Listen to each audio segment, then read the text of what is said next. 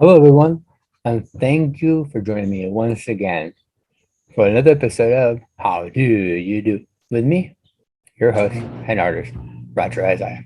I'm here in front of my illustrator map of downtown Santa Ana. Let me tell you a little bit about that. So it's a project that Garage Studios and myself collaborated on called Mapping Santa Ana. It's a digital map online and an illustrated map that you can get on my website, rogereyes.com, or at Garage Studios off Fifth Street in downtown Santa Ana. We hope to expand on it, but we will see. Hopefully later this year. Only time will tell. Anyway, back to the back to my intro. Well, it's very fitting that I'm standing in front of my illustrator map because I'm here to introduce my next guest. You might know him as a historian, a man about town here in Santa Ana or Oakland. He gets around, he gets around. He's an urban planner and he's a DJ. You guys know that? He's also known as Full Metal Archivist. So he's an archivist. If you haven't figured out who it is yet, why don't I just tell you? It's a friend of mine, Manny Escamilla, and he's running for Santa Ana mayor. You guys gotta vote for him. Gotta vote for him. There's no one better for the job. Believe me. Anyway, you guys are in for a treat. We get to talk about his daily routine, about his campaign a little bit, his podcast as well, and loads more.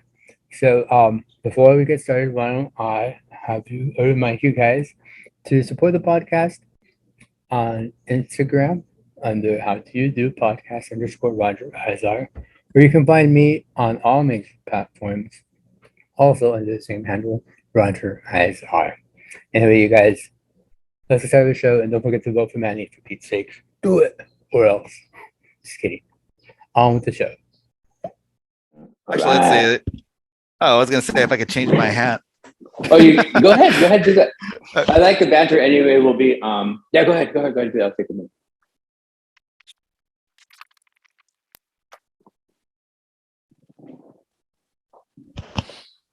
Right on, he's back. Oh, nice hat. I like that one. There you go. Yeah, that's why I was like, go. okay, time to switch it up. Yeah. Now you're styling. There you go. Got represent, man. That's good. That's good. Thanks for agreeing to come on. By the way, I've been a little bit on a hiatus, so you'll be my first recording in a few months.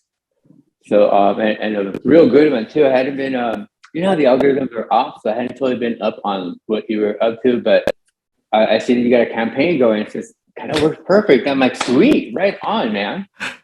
Yeah, no, I feel the same way in the sense of like I had that policy podcast that I was still doing for a while, right? So the Pura Policy Party, and that was a lot of fun. But yeah, during the pandemic, we just had a harder time kind of getting folks either on or in, right? Especially in the studio, and then the studio closed down. So then like that was the whole thing. And then the audio quality was so variable for people, and I was very much a stickler from like I wanted a very base level of like audio quality. Yeah. Most of the time it worked out, but every so often there would just be interviews. And I'm like, you know what? Like it went through this, but the mic and like other things, it just was not to the standard that I wanted.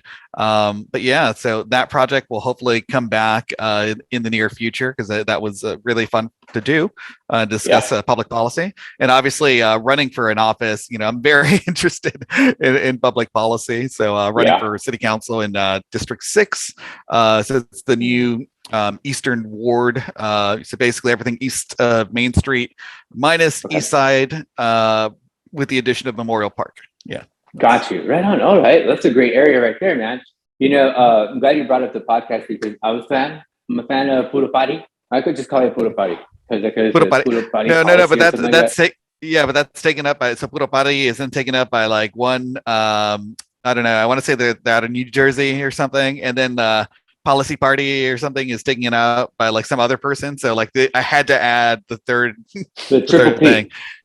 I like it though. I like it. I was a total fan of it. I gotta say that for those of you that are not familiar with it, you gotta be into policy to kind of get it. And I don't say that I'm necessarily into it, but I was mostly because I like you, man. You know, I check it out, listen to it, you get into it and you learn stuff. You really, really do. My favorite one was probably the last one that you did though with was it Warwick or Willowick over by the golf course. And it's only because so I lived with my grandma over on Jackson and First. for about 5 or 6 years. So I knew the area a little better. I know the area a little bit. And then I did a mural.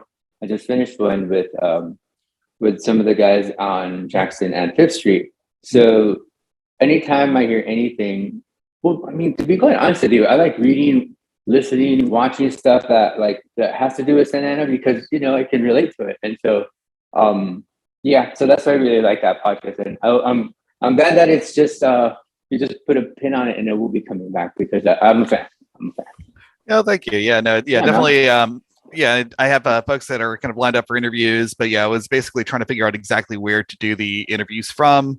Audio engineers still on board, and appreciate that you learned something. Yeah, it definitely is. For me, it kind of developed between politics and policy. Because kind of those kind of coming in between together. So I really do like the technical aspects of government, being like, all right, well, what's actually going on here? Right. The rules, laws, legislation, just like a lot of things that I take for granted, but because I've been dealing with these spaces now for the last 15 years. So just trying to share that in hopefully an entertaining way. Actually for me. One of the hardest things I always find is trying to find a intro song and outro song. So I'm always like looking for local artists. I always have to kind of reach out to like different local artists, and then I noticed that. Yeah, it's really cool. Because the other thing what we're gonna do is then like at a certain point, once I got to a number, I was gonna do like a little compilation CD. So we're gonna have like all the bands like together. So bootleg compilation CD. I think we're probably at that point. I think there's like 10 songs, and we might have a full album now. Have it on, man. Yeah, I look forward to that. That's really cool. Again, I really like. So this podcast of mine, which by the way I haven't really introduced it. How do you guys do? Wait. I gotta do my intro. How do you do? With me? No, okay, never mind. But we all kind of do a little different. I'm a sticker for sound too, but to be quite honest, it's maybe a little bit over my head a little bit. And I try to get some folks to help me out, but I'm kind of a one-man show. So not having the funds to kind of pay someone unless you're kind of kicking it, it's like, hey, let's hang out for a little while. But other than that, I kind of figured on my own. So you're totally right on the sound quality. And I'm a kind of podcast nerd. I'll even paint to podcasts more often than music sometimes. Especially if I'm in the groove, I'm like, okay, just turn it off. I'm just put something else on and go at it. But sound kind of just comes and goes for me. But I got a lot of feedback. Hey man, you gotta do something about that last episode. I'm like, yeah, I know, I got it. And then I'm like, I fix it. It's like, no, it still sounds crappy, man. I'm like, all right, I'll fix it. But you learn, but yeah, I'm glad that you have it a bit more structured. I really like the little elements that you have too. It makes it special, like you said, having the intro songs, and some of the bands I recognize, some I don't. It would be super awesome to see a compilation out of that, and it just helps each other out. It's a beautiful thing, man. I love it. Really love it. All right, thank you. Like link in the bio or whatever, right? Like we'll add that link. So why don't we get started a little bit? So we're gonna get to. I want to be respectful of your time too, because I know you're a busy man. So here at the podcast, we kind of like to go over the routines of every one of my guests to see really what makes them tick, what makes their day go, and really what it takes to kind of get something done. So I like to kind of concentrate on the last 24 hours, but there's some leeway if you think like the last 24 hours isn't maybe the best example.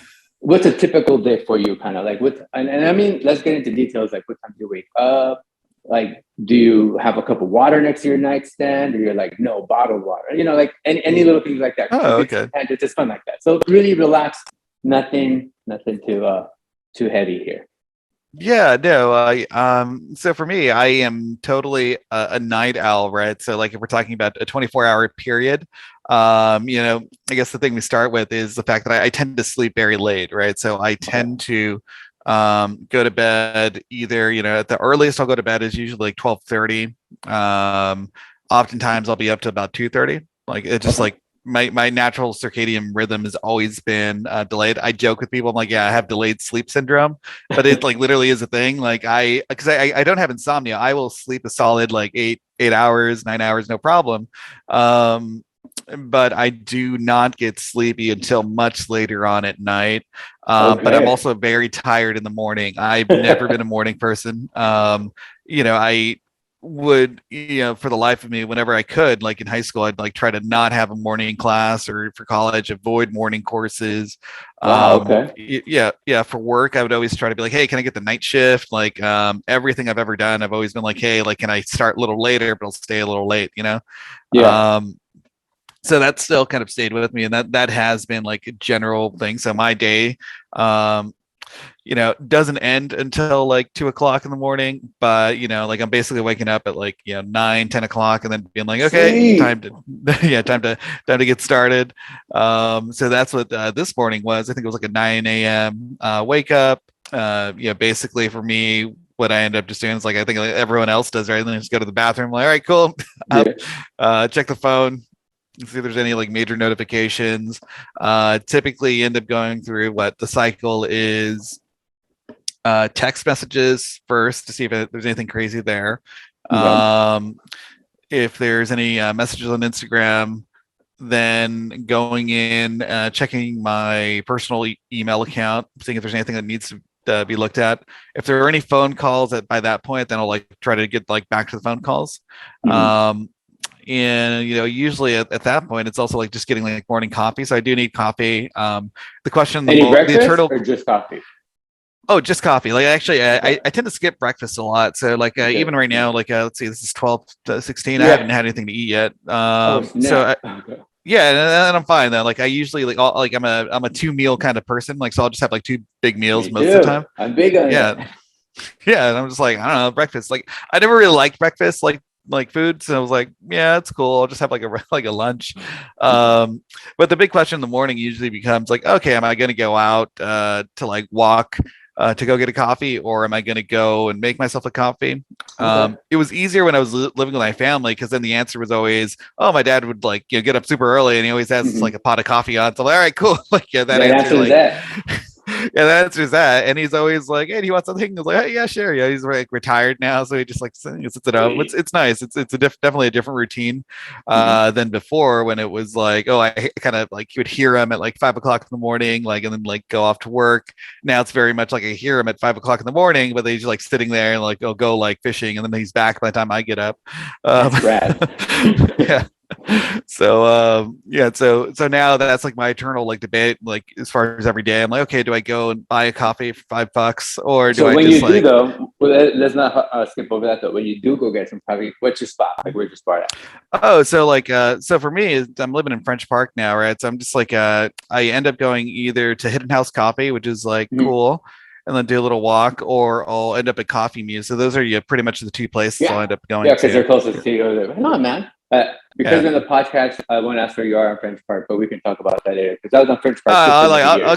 I'll give you my address. I'm cool. I'm like right in the corner of like. No, you can get some crazy at your door. I won't be blamed for this. Yeah, it's like if people want. Yeah, like if people want, they can track it down pretty easy. I just find it so easy to track down someone's house that I'm surprised that no one else does. So I'm like, if someone really wants it, there it is. Yeah, absolutely, especially in this day and age, for sure. Yeah. Okay, I'm a little bit of a coffee. I'm into coffee too. Maybe not as much as my wife, but Lori. Not as much as Lori, but she prepares a mean pot of coffee. How do you do it when you have to say it? Oh, dude, like I am like so basic. That's the other thing. I really can't tell the difference. Like I'm just like, oh yeah, because I grew up with like just like black Folgers coffee, so I grew up on instant coffee. So nothing like really like bothers me about it, and I'm definitely not a connoisseur. So the main thing I do is like, it's like get black coffee, add a little bit of milk, and then I'm done. That's like milk, cream, half and half. What you put in it? People want to know. People wanted to just like regular milk, just a little bit of just straight up milk. What? I was talking to this dude once, and I was telling him the same thing. I'm like, I grew up with regular coffee and with milk. They're like, milk? Nah, bro, you got to put in like half and half. I'm like, you never saw your parents put milk? They're like, no, bro, we had cream up in there. I'm like, hell no, not me. We had milk. I'm like, we had we got milk. You either with or without. That's it. Exactly. So I was like, I'll take the milk. Yeah, he was thrown off. He's like, I never even heard that. I'm like, well, he was a young guy too. I'm like, I don't know about kids. Yeah. Yeah, like everyone's got that fancy creamer now. Back in my day, we had one refrigerator. And totally, man. All right.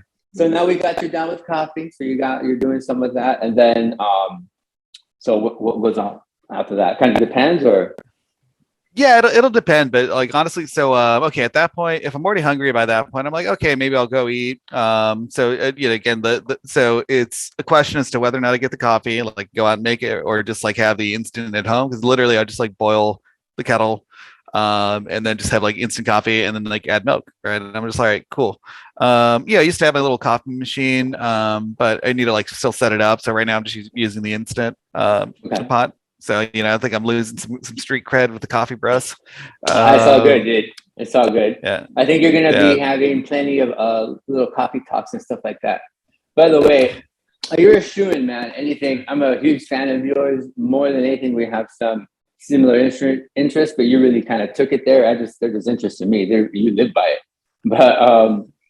But big fan of yours. There's no way you're not going to get this, dude. Hands down. You're the best candidate in my eyes, this period, man. And San Diego really deserves to have you here. So I really look forward to seeing you around town and do all those type of events and connecting with the community, because it's really awesome, man. And you're an awesome person that really does care about the community. And again, we need that. We need that. No, thank you, and I appreciate it. And elections are always a bit of a toss up. The way I kind of like to think about it is it's almost like a World Cup, right? So I don't follow very many sports, but every 4 years we have elections. So for me, it's literally like getting everything ready for the World Cup, and then you have your like kind of qualifiers and all that stuff. So that's funny way to put it. That's cool. Yeah, so it's like every year, it's like it all leads up to this. So you have like these like years of anticipation, and then you just don't really know what the outcome's going to be, and you do everything you can to prepare for it.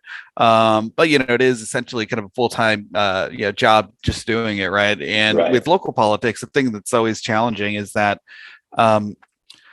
the people that typically engage in it are either funded by a particular set of interest groups that essentially kind of continue like to fund folks and be like, yeah, cool, like here you go, like we're cool with you, like you're not going to challenge, rock the boat, get on in, or you're self-funded, or you just have like a really like like a specific base of operations that allows you to basically either work or skip work to then run independently. In my case, what I have to basically balance right now is that, got to the coffee, got to the breakfast, and then essentially as soon as that's done, it's time to go to work. So for me, mostly right now, I'm working remotely for the city of Oakland in the planning department over there. So there are times that I need to go into the office. So I am a super commuter portions of the month. So I literally just have to either grab an airplane or bus and like head over there, be there for the office for a few days, and then just like, all right, I'm back. So that's always kind of like a crazy experience. But for the most part, when I'm sitting at home, like, okay, I just gotta like go in, log into the VPN. I'm like, all right, check the emails, see if everyone's yelling. Okay, see, look for all the little red tags like everyone else does, right? Those little red exclamation points. See if that red exclamation point is really really like an issue too. Yeah, exactly. I'm like, nah, this is not like, no, this gets done later. But like that workload's like fairly intense, right? So the thing we always like kind of joke about is like, for the average city, a high workload and like number of projects assigned is like 20. 20 would be a lot, right? Okay. We're getting up to like 60 projects per person. So we're doing, and it's like a lot of it's just also like you're just the processing of it, right? So my office day, the work day is kind of like, all right, well, working through my day, either having or not having breakfast, checking the personal stuff, and then just kind of getting through the slog of work, right? So that is definitely just a big pile of stuff to get done, and it just needs to get done. Yeah, I hear you about that. And how long does it take you to review like a workload that long? Is it kind of a month, or is it weeks or days? No, it'll depend. So and it's tricky. So like once you actually have a project and you have the time to sit down for it, like you can review for all of like the compliance issues within a 4 to 5 hour period typically, especially on simpler projects. Because what you're basically looking for is like, okay, so in the planning world, what you're just doing is like you're taking a look at what the city says is allowable. You take a look at kind of what type of property it is, where it's zoned. So like let's say it's only for family homes or for homes that have like 2 units, and then you're like, okay, cool, does that meet that? Is it within the right size? Is it like far enough away from the side yard lines? are all the basic parts of the application in there? Yes. Okay, cool. Like, are they missing anything? Is it in a toxic waste or hazardous zone? Okay, I have to check that. We have like endangered species, so then we have to check for endangered snake territory and endangered endangered plants. And if it clears out all those, it's like, okay, cool. Like, I don't have to do any more review. I'm good. But then it'll get crazy where it's like, yeah, you want to do this thing and you're adding it, and it's like above the height limit and like the way that your building slope. And I actually do a lot of the homes and the projects in the hillside, so I get a lot of these like multi-million-dollar homes that are have crazy designs. And it's also just kind of crazy trying to figure out the rules, because you have to like go to the hillside, check the angle, see like at various points whether or not it's tall enough or too tall, and also that you can't have the understory that's also too empty either. So then you have to like figure out that design. So it's a lot of back and forth with the architects. Wow, okay. And so just kind of depending on that, so the review is like 5 hours of reviewing it. But then it's like getting and communicating all that to the person. So then like, okay, you get all that, communicate it with them. We do a lot of back and forth meetings. So then that's like another like 5-10 hours of just like, doing that. And then once you actually get to like processing and like writing in the report, you have to write the little summary. You get that out to public notice. That whole process is another thing. And then you're dealing with members of the public that, basically no one wants anything built anywhere around them, like, not in my backyard. And that's like bananas. It's like build absolutely nothing nowhere near anything else. So you just like, you're like, yeah, if people had their ideal, it would be like their own home in a giant like forest, but it's also right next to the the train station that has their favorite 2 places to eat in their local favorite shop, and that's it, right? And like maybe like their job and the school for their kid, and they're like, yeah, everything else should not be there. Nothing else. Nothing else. So you definitely get a lot of opposition for like things from like, because in my own opinion, it's like, you shouldn't just have like everyone's like, oh, you shouldn't build on this hillside, it's gonna be dangerous. I'm like, yeah, they shouldn't have built your house either, but like here we are. I'm like, yeah, like you're right, like I don't think we should have been building on those hillsides, and they never should have put roads up there. But here we are. So let's deal with it. When you're reviewing something like that, do you and you said you got like multiple projects that you're doing, so how do you end your day? Do you just kind of do that into you're just kind of burn out on it for the day, or do you like set your hours? You're like, nah, after 6. Oh yeah, no, it's just like it's very like clock in, clock out, right? So I'm like, okay, I start my day, cool, and then my clock starts. I have about 7.5 hour workday with a 1 hour lunch. So the 1 hour lunch kind of like move around like as I need it. So that's essentially kind of what today is, right? It's like, all right, logged in, got my start. I need to go like figure out whatever like else needs to get done. But the thing that's really great on at least on the remote side is like it's fairly flexible, right? So we're like kind of put in your 7.5 hours per day, get the workout. If there's anything that's really like needs to get done, you get it done. But prioritize. But I've been very much like, like if I'm not doing like unpaid overtime for the agency. It's like it's too crazy. It's like no. And if I have projects that like someone's like really like, oh, I really like need to get this, it's like, all right, there's a procedure you can do, and you can pay me overtime, and I'll stay like the extra like time needed to get your project through, or at least speed it up. But we're so backlogged. Like right now, we're essentially at about 50% staffing or less within our division. And we're having a lot of development projects and a lot of proposals. So we have like, twice as much work, half as much staff. Things are just, they take way longer than they should. And there's also things where I'm like, I just don't think we need to do as much on certain approvals, but then that's legally what's required, right? So then there's like a full report. The report starts off as like a 98-page report. I have to like window that down for each one. Yeah, and it's like hardly anyone ever reads these things, but if you don't do it right, and then there's someone who wants to sue over the project, and then there's like and like it goes accordingly, then it's all done, and then I'm like, well, you're right. Yeah, it's like legally we're required to do this, and if it was not done, then like your project doesn't go through. So that's the other thing. So there's just like a lot of different complicating factors there, and I do like understand like how hard and time consuming it is, and I would say it should be easier. I think that the way that my particular profession should be, it's more about minimizing the number of these types of decisions and pain points that need to happen, so we can either build it or not, and then just kind of have like the yes, no, and like move on, because otherwise it doesn't waste everybody else's time, right? And like it's just something that maybe resources. Yeah, I don't want to like have other people like spend their lives like the years of their time like waiting on something. My shop, and I'm like, no, like but that's not the way that it's structured. So it's definitely job security, and it's a transferable skill. So there's jobs like up and down the state. Definitely like working for the agency I'm with right now. So the agency, City of Oakland. But it is crazy, right? It is a lot of folks kind of left because you can get more money and way less stress. So like one of the neighboring small towns. I think I was literally checking my emails yesterday. And then I'm like, oh, what's this one? Okay. And it's like an offer to go work for like, another like 20 grand, like at another like slow paced town that's like across the bay. And it's like, oh yeah, cool. We can do all this promotional, please apply. Cause like everyone just needs like random experienced planners. And then I'm like, oh, that's cool. But then it'd be for a very small town. You'd be probably doing a lot of little like minor subdivisions. So yeah, it's exciting working for a big city because you're never quite sure what type of projects you get.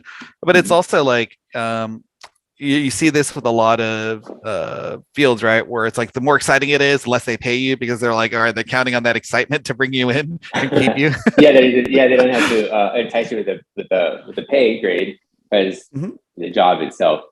And plus, you could always take it somewhere else, right? Just go on the resume, all that kind of stuff. Exactly. Yeah. So yeah, the things I'm learning and kind of working with there are definitely kind of more career building. But for me, I've always, that is essentially like I do that, but I do absolutely no policy work there, right? It's all about like practical implementation of an existing code, and then doing that within very tight boundaries. But for me, like what I actually enjoy the most is like grand policy work, right? It's like, okay, what are we going to do to either improve, modify, change, or remove systems that we have in place, and have especially how government systems either do or do not deliver services to residents, and like how those services are delivered. And that's like a broad range of topics, right? Because then we go from everything from tax policy, public safety prioritizations, basic budgeting allocations, moving on to technical matters where it's like, okay, how do you do your RFP process? Who's our particular vendor when it comes to like one decision? And then, at what point does that become operational rather than policy?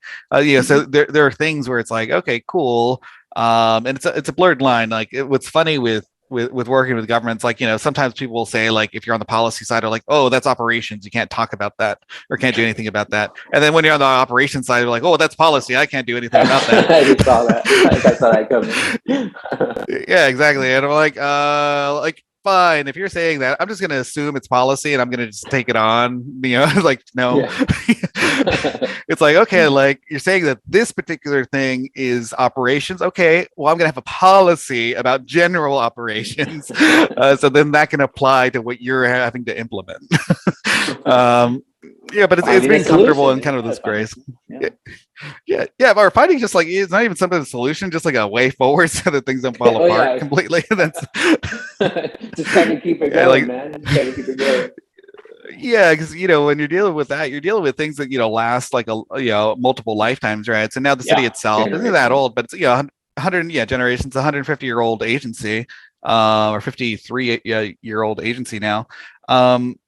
So when you have things like that, it's worthwhile to kind of think in the long term, but it's hard to do so, right? So I think that's one of the advantages that I have in the sense that, I really started off all this work and effort as a historian of the city and historian of a community, right? Learning how the city grew, developed, changed over time, and trying to get a handle on the story of my own hometown. And that is kind of what's carried me through. But, that gives me the perspective of like, oh shit, okay, this one thing started, okay, literally, the units on, oh my gosh, Flower and First Street, those senior apartments that are there that are like the little towers, they're set back. Yeah. I met the architect in Mexico. Oh, you did? By chance. Yeah. Which is weird. Oh. We're having dinner, we're talking, and he was from Santa Ana and he was a developer and he was like, yeah, I'm retired now. I'm like, then he's the one that designed those buildings. I'm like, what? That's dude, like if you still have this contact, I'd love to talk to him because like that was the first. You do? Oh, okay, give me the contact. I'm actually really excited. Yeah. Well, he's actually in. He's part of a community engagement. The organization. Yeah, he's one of them. So we're having dinner and we're just having talks, and then in talking, after a few drinks, it's like we got into it. And like, hey, really? What? Yeah. Okay. So the two buildings that are down the corner, across the street from 7-Eleven.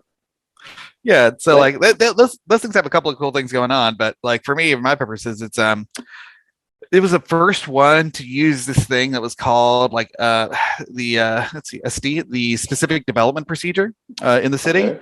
And then that basically led to a whole set of craziness, right? So there's like one thing where like the city code did not allow for towers anywhere in the city, right? It's like it just didn't have the guidelines for it.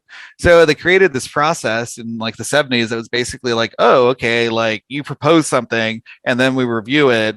And then, we'll basically judge your project based off of like these like general like processes, do an environmental impact report, and then you're good. It's essentially custom zoning, right? Mm-hmm. So you can kind of build your own like what you want to build. And then like at the end of it, now like the city has like 84 of those things, right? So like this like one project led to like 84 different like zones throughout the city. And like very unique developments all across the entire town. And led to I would say like some additional opportunities for political corruption because then basically you can just like pay to have whatever zone to get your building you want. To get your building, and you just have to go through some loops, but it's doable. And if you're familiar with the process, it's fairly like uncommon to be able to do that on a consistent basis. Mm-hmm. So like all those. Wow.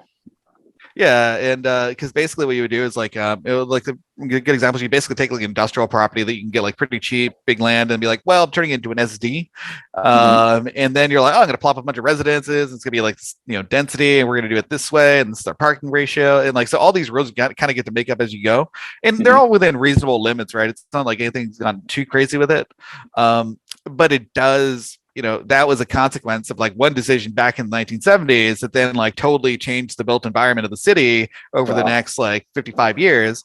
And to me, so I'm like, okay, how do you make decisions? Like they're like, okay, we're going to do this one thing, and hopefully it allows us over a longer period of time to make a significant impact on the community, right? So thinking about those types of things you can start now, but the impact of which you're going to be seeing in like periods of decades instead. Right. Wow. Yeah, like just what really got me interested in policy and what really, I guess it was an introduction to it, was painting murals, because I started to know, I'm like, oh, okay, so I got to talk to property owners. I'm like, okay, then you got to find out. It's like then zones. I'm like, oh yeah, you can't really do certain things. I'm like, so what is all these rules, man? And so this is a while back, so then I started looking into it. That's what really started interesting me. And now so I kind of have my own little business of where I do murals and that type of like artistic work, and so I'll do bids and proposals for housing projects, right? And I see all these housing projects coming up and being developed, and they all have a requirement, right, to have at least like a certain percentage of art or something like that. And so that's where I'm kind of trying to get in on, and I get to see all these kind of projects, and it's just really interesting too. And I think it's kept my ear to the ground, I guess you could say, in that sense. Mm-hmm. Very, very, very fun stuff. Exactly. And directly impacting your life. Yeah, it's because the rules in Santa Ana are very like hands off for the most part compared to some other cities. Mm-hmm. So you can basically just like go in and do it like on a private wall. Yeah, the city doesn't regulate. So even when this was coming up to the city council or the arts commission, I was like, okay, I do not want to regulate it. I do not want the city to be like the first permitting process, because then that's gonna be the death of a lot of projects. So I'm just like, no. And I was just like, no. You can't have people go through the city to create art, because that's going to stifle the process. What you want to do is have it so that there's a process by which city-owned properties can be more easily accessible, right? We're trying to increase the access.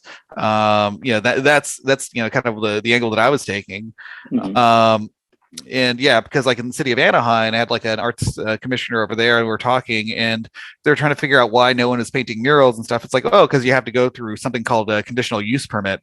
So basically, even the cheapest one, you end up charging or being like charged like $5,000 in fees to go get this conditional use permit. Yeah. So in order to create art that faces the public, right? So it's like, yes, we allow it by the code, but because the requirements are so hard to meet. Can I put a pause? Hold on real quick. Oh yeah. Okay, I'm back. Am I back on? Can you hear me? Yeah, totally, man. Okay. Sorry about that. I had to tend to something real quick. All good. All right. I forgot. I started to cut you off there, and I kind of forgot where we left off. But I think we're just kind of finishing up on what it takes in Anaheim, right? And all those. Oh, yeah, the onerousness. Yeah, so with Anaheim, it's like they have this rule, so they basically say, oh yeah, we allow murals to be made in the public, right? Like nothing says you can't, but it costs so much and it takes so many steps that it doesn't get done. And that's one way that you're like, well, like, why do you have to do it this way? It's like, well, we want to make sure that no one's offended. And it's like, okay, so because you like don't want to. Yeah, like it's like you want to make sure like no one's offended, and then therefore nothing's created. That's your outcome, right? So you have this like worry about the worst case scenario, when in fact what you end up doing is just kind of creating a community and a public, we say it's like in the planning field, like a public realm, so like an area that's like visible to the public as you're walking the streets, and it's like a shared communal experience that's boring, uninteresting, lacking creativity and or just soul, man. Soul. Yeah, you're right. That's a good way. Yeah. Yeah, but Santa Ana, we were just like we couldn't even we didn't have the staff to be able to try to even dream about regulating that, so it just was like buck wild. Yeah, which is I mean, I'm not gonna complain about it. It seems to be okay. I think that the biggest draws for me at this point is maybe even I want this to sound right, but dealing with the neighborhoods and associations, because that's who actually then I partner up with to create art with them, and there's a lot of say, and I want to make sure that they're represented, and so there's a lot of talk, and that's where I'm at and stuff. But it's not about me; it's more about you. How do you like ending your days? How do you do, like, after a work day? Are you like, I need a nightcap, or I need to go hit like Mission Bar? Yeah, I wish. What do you do? Well, now what's a typical day? It's like then it's like start campaign work. Yeah, that's like that's right now. Yeah, for sure. And this is pretty recent, right? Within the last, at least you announced it recently. So does it take up all your day or the rest of the night, kind of? Yeah, so the announcement was recent, but yeah, even before that, a lot of it was the endorsement, getting the website up and running, the financials about it, doing early conversations with potential endorsees or endorsements, and so it still took up a lot of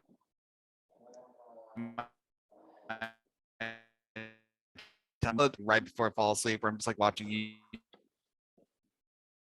Well, I think it's getting chunky. The line's getting chunky here. On things, right? Did you freeze? Saying. Yeah, there we go. Okay. Hold on. I think we're back. All right. The line got a little chunky. Okay. That might have been me. Can't tell. Yeah. Sometimes so I'm gonna go off video. Hopefully that's a little easier. All right, that's no problem. I was going to think about doing the same thing, but we'll wrap up here soon, because again, I would be mindful of your time, and I'm appreciative of it too. So you said your campaign time, what kind of takes you home, or at least gets you busy for the rest of the night? Yeah, pretty much. So it's like campaign and or like other projects that just need to kind of get done, right? So it's very, it varies. There's always like something that I tend to work on. So a lot of it just ends up being like following up on emails on the personal side, working on campaign specific items, trying to kind of coordinate as much as I can, if there's any interviews that need to happen. So there's just a lot where like I try to stay busy, but then that's kind of every day will vary a little bit. So today I'll probably as a Friday continue to coordinate some volunteers, try to get some tasks done. There's like some data cleanup that we need to do. And really right now I'm kind of in fundraising mode. So I've just been messaging and calling people, like I said, it's in call time. It's like, hey, everyone, please donate. Yeah. And then, but usually, I'll try to wrap up by like 11, hopefully. And that kind of carries me through. So yeah, you get about 3 hours of relaxation. Oh, well, 2 or 3 hours. Well, that's the important part too. People want to know, how do you relax? What do you do to relax?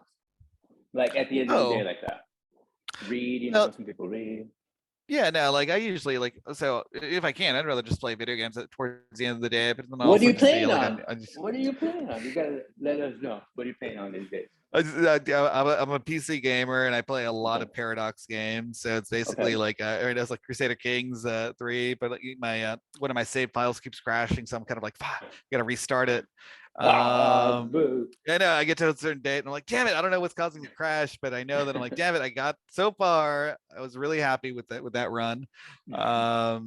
You know, so it's just like a lot of map and turn-based games that I just are time-based games that I like to play because then I can listen to something. So I'm listening to an audio, like any kind of audio, whether it's like metal and I'm trying to like go through a playlist, or I'm just trying to learn something. So then I'll put on something slightly educational in the background.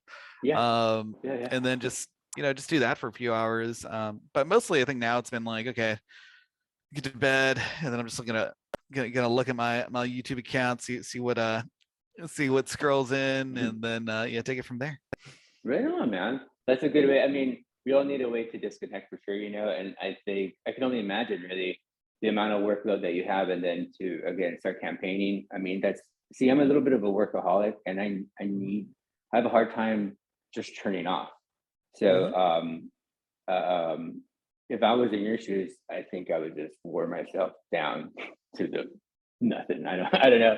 But it's funny that you say that you listen to stuff while you're playing video games, because so I don't really have that much time to play video games, but I do totally love any Zelda game. I'll just play it till the end, and I'll buy expansion packs and just like do 100% of the game. But I'll be listening to a podcast, so I have like podcasts. And I'm just playing, and I don't know that I know anyone else who does that. So and now I don't feel so much of like a weirdo, and now I put myself out there. I feel really exposed right now. No, that's cool. It's like, well, you need to disconnect. I just need to just not think about what I've been thinking about all day and just disconnect for a while. That's all. Yeah, no, I can hear you on that, and yeah, definitely. I'm looking forward to the day that I don't have to. I think part of this is just like, okay, work now, and then retire early though. So I'd be like, all right, there you go. Hey, that's a good plan, man. That's a good plan. And no hating on that. Yeah, I'm like, I get halfway to my goal, so I'm like, all right, go halfway. It's another, or maybe like, I don't know. I'm hoping like another like at most 10 years of this, and then I'm like done. Right on, man. I love that plan. I'm as far as art's concerned, I don't know what's ahead of me, but I don't really plan on retiring, because how do you retire from art? I'm like, I'm just gonna make more art. I'm like, so I guess I don't retire. But I mean, maybe I definitely won't be climbing ladders and stuff, here in 10 or 20 years. But doing murals, I'll maybe concentrate more on smaller pieces. But in the meantime, I kind of get you trying to get all the hard work and the while I still can, do the stuff that I still can while I can.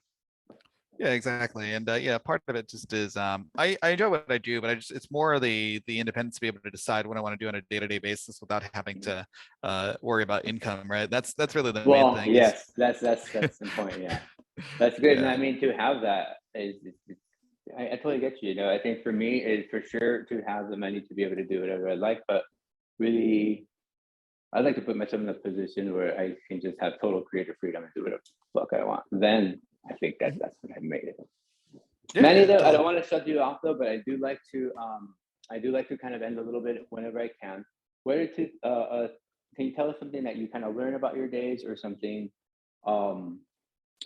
like, I don't want to say the best part and the worst part of your day, but maybe something that you learned, or the last thing that you learned on your typical day, or something that you want to advise or share with someone else, with the listeners. Oh no, man, I think for me it's more on my day. It's like about environment setting. So I'm still trying to figure out like how to kind of create right now like my most productive work environment, right? So it's like, okay, what do I need like in order to function fully? And I think that the environment that you like end up surrounding yourself with does make a difference there. So right now I think it's a little plain, right? And I need to get back to what I had before, where it was like, okay, my super comfy chair, the table, like everything about like the setup. But because of that French Park move, it was like, okay, no, I gotta like, I'm still like setting up and like getting there, right? So like having that like personal kind of creative space, and then that's tough, right? Because I think it takes time to build that out. Yes, I agree. Yeah. So that's what I'm learning. If you have any blank walls, you know who to call, though. any of them? Oh, I got a lot of blank walls, so yes. Well, I know some people. Let's say I know some people. Yeah, I believe you do. Cool. Right on, man. No, that's good. I really thank you so much for sharing so much with us and about your day as well. I don't ever not hear your voice or to have a conversation with you and not learn something. So thanks again. It was really a pleasure and to have you on as a guest again, because haven't had a chance to talk to anyone or interview anyone. I've been doing a few mini episodes where I'm just the one talking, and that's fun, but it's more talk to somebody, especially someone that I know. Right. So. Right on, man. Thank you again so much. And is there anything else you want to share, or do you want to, pitch, or I mean, not pitch, but promote? You know what I mean? No. Yeah. Well, yeah. If you know, for the listeners, yeah. It's no. I would just say, yeah, the podcast is pretty cool if you're interested in local Santa Ana politics and policy. It's also like pretty like general in the sense of like I try to. Whatever questions come up, I try to get it to a general audience, and that is really what the target is. Like, yeah, you can be super policy wonky about it, but I'd like regular people to also kind of be able to listen to it and learn something about their local government. And follow the campaigns. I'm in Ward 6, so again, so it's basically French Court, French Park, Lacey, east side of downtown, standard mini. Going down Delhi, Santa Ana Memorial Park, Wilshire Square.